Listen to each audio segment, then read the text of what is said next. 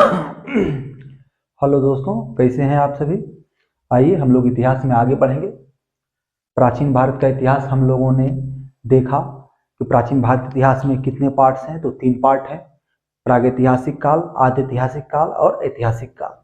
तीनों के बारे में क्या कार्यकाल था, क्या क्या चीज़ें थी, जो महत्वपूर्ण चीज़ें हैं वो हमने बताए।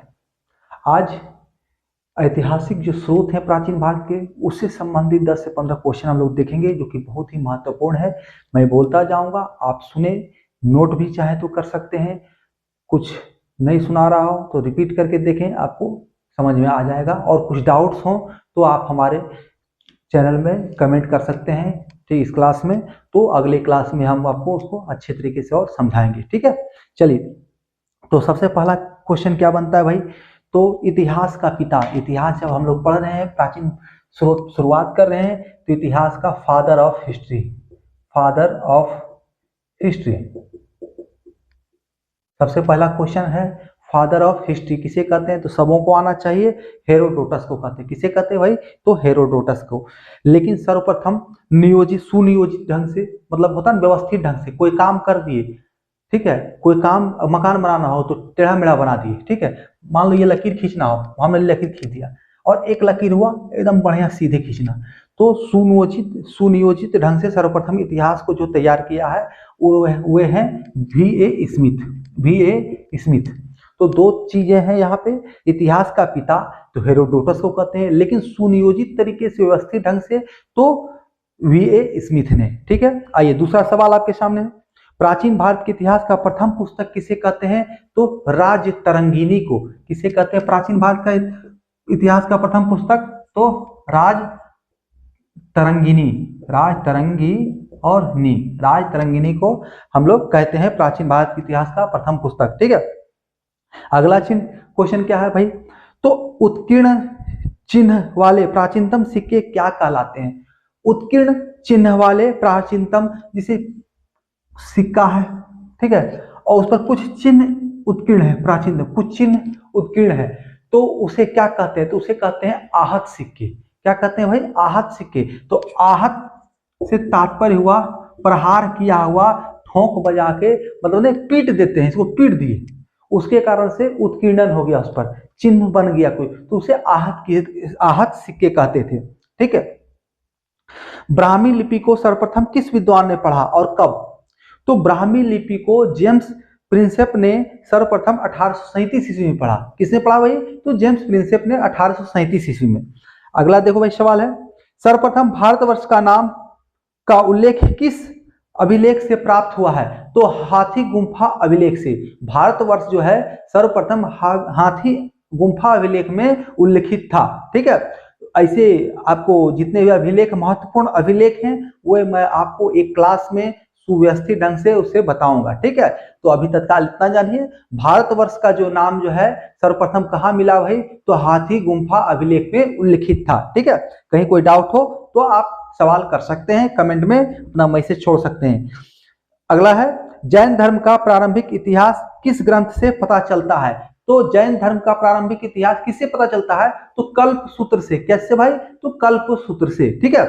कल्पसूत्र एक धर्म ग्रंथ है जैन धर्म का, उसी से प्रारंभिक जैन धर्म का इतिहास के बारे में पता चलता है, ठीक है। और आपको कुछ और विशेष जानना हो इस संबंध में कि जैन धर्म का क्या है, कैसे है, इतिहास क्या है, तो कमेंट कीजिए, उसके लिए भी मैं आपको बताऊं, अगर आपको इच्छा हो तो, ठीक है।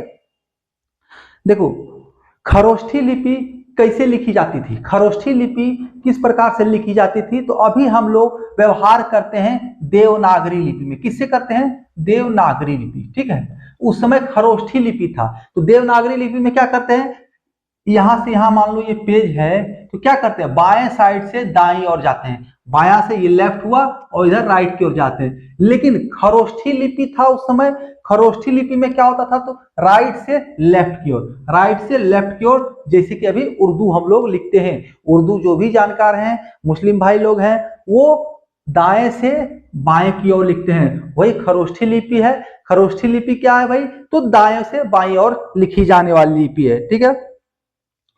पुरालेख विद्या किसे कहते हैं, पुरालेख विद्या किसे कहते हैं, तो पुरालेख विद्या कहते हैं शिलालेखों का अध्ययन।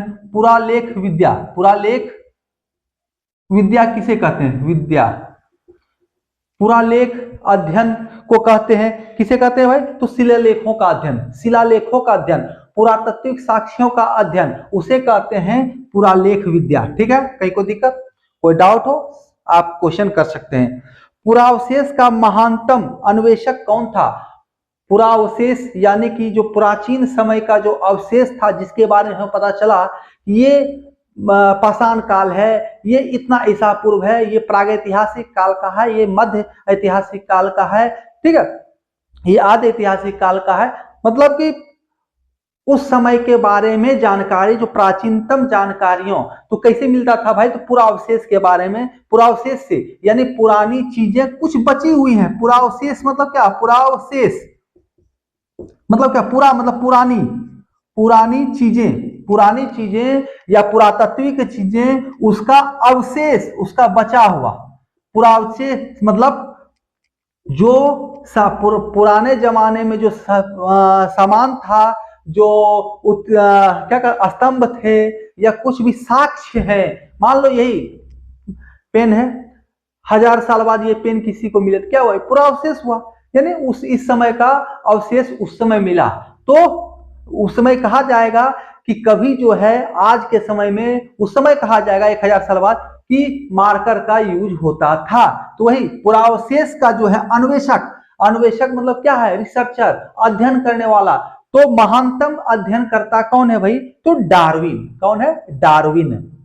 डार्विन। देखो बहुत ही अच्छे तरीके से समझाऊंगा, आपको नहीं समझ में आ रहा हो फिर कमेंट करें और अच्छे तरीके से समझाने का प्रयास करूंगा जब तक आपको समझ में ना आ जाए।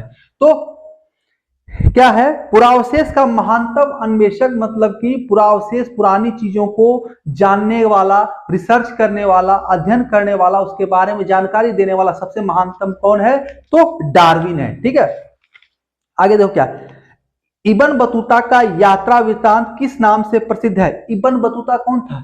इब्न बतूता पहन के जूता निकल पड़ा तूफान में। बच्चे के, जब आप बच्चे होंगे, छोटे होंगे, तो किसी न किसी बुक में या मनोरंजन वाली कहानियों में आपने इसे पढ़ा, पंचतंत्र में इसे पढ़ा होगा। ठीक है, तो इब्न बतूता मोरक्को का यात्री था। बतूता मोरक्को का यात्री था।